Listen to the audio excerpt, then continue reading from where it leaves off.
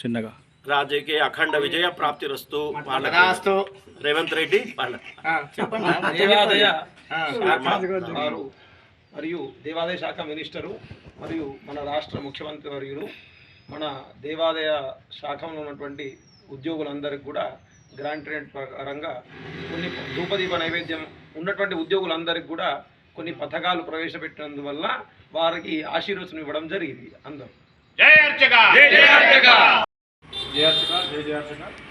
ధూపదీప నైవేద్య అర్చకులు మరియు ప్రతి దేవాలయంలో నిత్యగా పూజలు చేసే అర్చకులందరికీ కూడా సంక్షేమ పథకాలను నిధులు తెలంగాణ ప్రభుత్వము మరియు ఈ యొక్క సీఎం రేవంత్ రెడ్డి గారు, కొండ సురేఖ మేడం గారు, దేవాదాయ ధర్మదాయ శాఖ మేడం గారు, మంత్రివర్యులు ఈ యొక్క సంక్షేమ నిధులను ఏర్పాటు చేశారు.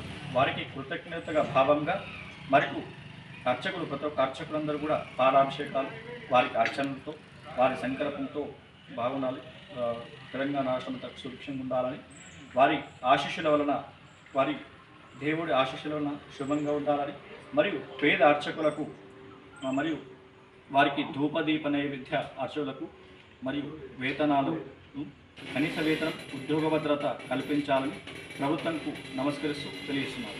జై అర్చక జై అర్చక.